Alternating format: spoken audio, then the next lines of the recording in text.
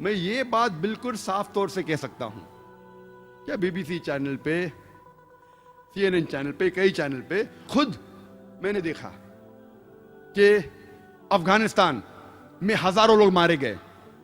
George Bush ने कहा कि attack, war on terror, Afghanistan पे अटैक हुआ, इराक पे अटैक हुआ, हजारों लोग मारे गए। 9/11 जो हुआ, तो मैंने कहा ये तो खुद जो 9/11 जो हुआ, ये इल्जाम है कि ओसामा बिन लादेन ने किया, मैं नहीं जानता हूं। जो साइंटिस्ट है यूएसए के वो कहते it's inside job, George Bush ने खुद किया है।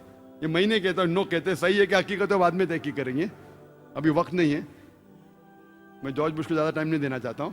लेकिन ये जानता हूं कि खुद उसने अपने मुंह से कहा न्यूज़पेपर में, उसके मीडिया पे, उसके खुद के मीडिया पे, उसके खुद के चैनल के ऊपर, क्या हजारों लोग का कत्ल हुआ अफगानिस्तान में उसके वजह से, कई बेगुनाह को मारा गया इराक में, उसने सैंक्शन लगाए, कई बच्चे लोग, 5 लाख से ज्यादा बच्चे लोग इराक में मरे because of the tech sanctions. तो मेरे नजर में आज की तारीख में सबसे बड़ा हत्यारा, सबसे बड़ा दहशतगर्द जॉर्ज बुश।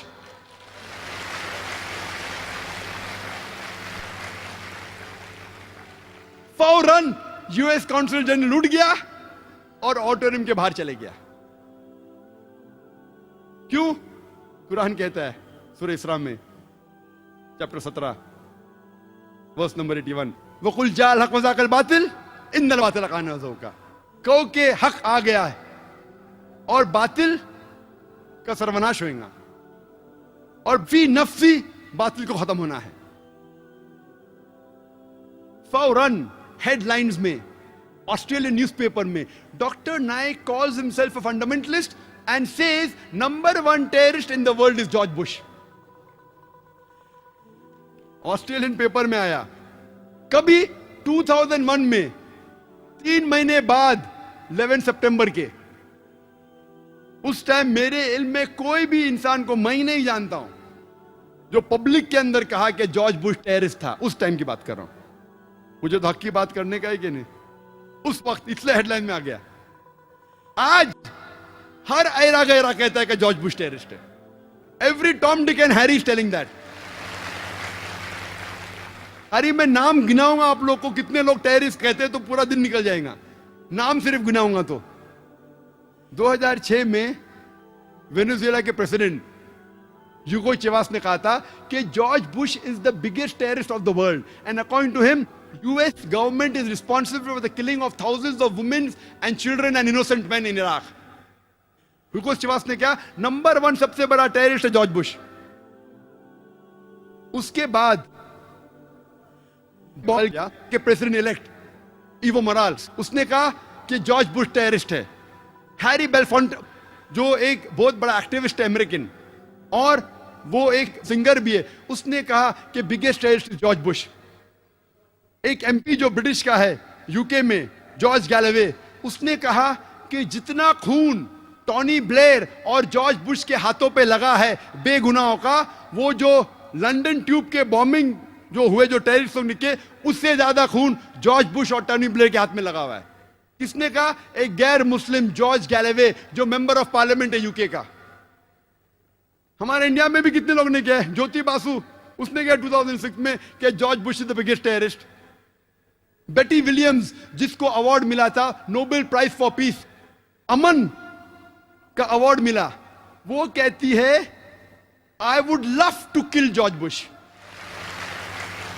मैं बेहद पसंद करूंगी जॉर्ज बुश को कत्ल करने के लिए।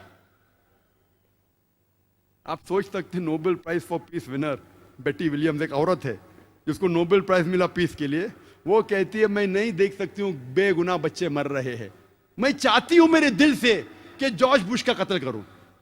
मैंने तो 2001 में कहा था, उस टाइम तो कोई हिम्मत नहीं करता था, अल्लाह की मदद थी। आज तो हर टॉम डिक एंड हैरी कहता है। जब मैं लंदन में लेक्चर दिया जिहाद एंड टेररिज्म पे, तकरीर थी जिहाद और दहशतगर्दी पे, इस्लामिक पस मंजर में अच्छी तकरीर थी माशाअल्लाह। पहला सवाल एक नौजवान उठ के कहता है, doctor Zakir Naik, death to George Bush, George Bush का कत्ल करो। मैंने इतनी अच्छी तकरीर किया कितने गैर मुसलमान थे, मेरे पूरे तकरीर पे पानी फेर दिया उसने। सब लोग ताली मारने लगे, जॉर्ज बुश को कत्ल करो, जॉर्ज बुश को कत्ल करो। मेरा मकसद है दावा देना, मेरा मकसद है अमन फैलाना। 1 घंटे की तकरीर की, इतनी मिसाल दी इस्लाम की, और ये नौजवान उठ के कहता है जॉर्ज बुश का कत्ल करो, और लोग ताली मारने लगे। तो मैंने कहा, अगर आप अल्लाह के रसूल की सीरत पढ़ेंगे, अल्लाह के रसूल कहते हैं कि उस वक्त इस्लाम के सबसे बड़े दुश्मन 2 लोग थे, दोनों का नाम था उमर। अल्लाह के रसूल अल्लाह से दुआ करते हैं कि ये उमरैन में से, ये 2 उमर में से एक उमर को हिदायत दे। तो मैंने कहा कि हम मुसलमान को दुआ करना चाहिए कि अल्लाह ताला जॉर्ज बुश को हिदायत दे।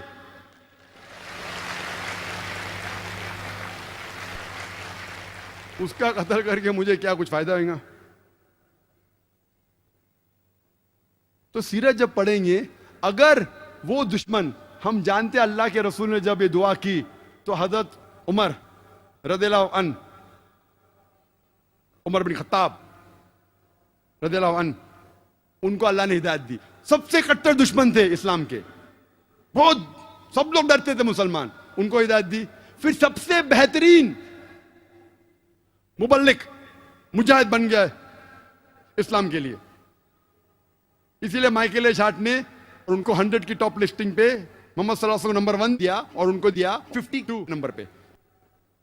या कह सकते हैं कि टॉनी ब्लेयर जॉर्ज बुश में से कोई को हिदायत दे। हमें इस्लाम पेश करने में सही तरीके से करना, हिकमत के साथ, जज्बाती बन के नहीं। गैर मुसलमान है, हम देखते हैं कि जब पता लगता है हमें कि जॉर्ज बुश सबसे ज्यादा आज की तारीख में हत्या किया है, हम जब अंदाजा लगाते सब टेररिस्ट अटैक का, तो मेरे नजर में, मेरे तहकीक के हिसाब से यह मैं कहता हूं कि आतंकवाद पॉलिटिशियंस की विरासत है। Terrorism is a monopoly of the politicians. सियासतदान लोग की विरासत है। दहशतगर्दी, आतंकवाद पॉलिटिशियंस की विरासत है। क्यों? क्योंकि जितने भी मैंने अटैक्स आपसे कहे, और जितने भी आप जानते हैं जिसका मैंने तस्करा किया, उसके बाद चाहे 9/11 हो, चाहे अफगानिस्तान अटैक हो, चाहे इराक में अटैक हो, डायरेक्टली या इनडायरेक्टली इसके पीछे पॉलिटिशियंस है। आप तहकीक करेंगे, ये सब जितने हमले हुए उसके पीछे डायरेक्ट या इनडायरेक्ट पॉलिटिशियंस का हाथ है। इसीलिए मैं कहता हूं कि आतंकवाद, दहशतगर्दी पॉलिटिशियंस की विरासत है। अंग्रेज ने हम पे हुकूमत किए, 60 साल पहले हमने अंग्रेज को निकाल दिया देश के। अंग्रेज, ब्रिटिश की पॉलिसी थी डिवाइड एंड रूल, तफरका पैदा करो और हुकूमत करो, डिवाइड एंड रूल। हमने अंग्रेज को तो देश के बाहर निकाल दिए, लेकिन हमारे पॉलिटिशियन ने अंग्रेज की विरासत ले ली, और वो भी करते डिवाइड एंड रूल आज की तारीख में।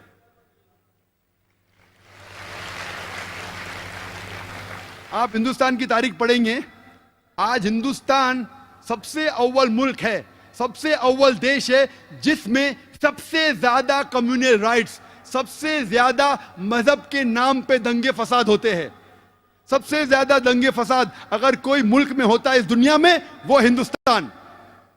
इसके जिम्मेदार है सिर्फ पॉलिटिशियंस। अक्सर आप देखेंगे हर दंगे फसाद के पीछे अक्सर मजहब का नाम है, अक्सर हिंदू मुस्लिम है, कभी कभी हिंदू क्रिश्चियन है।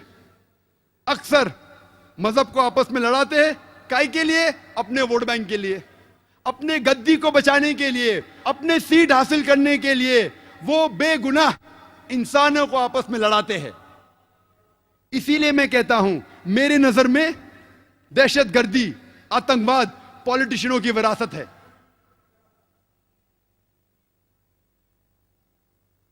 और इंडिया की मिसाल देने लगूं, उतना वक्त नहीं है। चंद अहम मिसाल कहूंगा मैं। पहले नंबर पे कि पॉलिटिशियन की कोई जात नहीं होती, चाहे कोई भी पॉलिटिशियन हो, American politician, UK politician, Indian politician, Hindu politician, Christian politician, Muslim politician. अक्सर पॉलिटिशियन वो लोग रिस्पॉन्सिबल है जितने भी राइट्स होते हैं अक्सर। इसीलिए एक शख्स ने कहा था कि politician they add fire to the fuel, वो चिंगारी लगाते हैं, ईंधन में चिंगारी। मैंने बोला नहीं नहीं, पॉलिटिशियन लोग they don't add fire to the fuel, they add fuel to the fire, वो ईंधन डालते हैं आग में।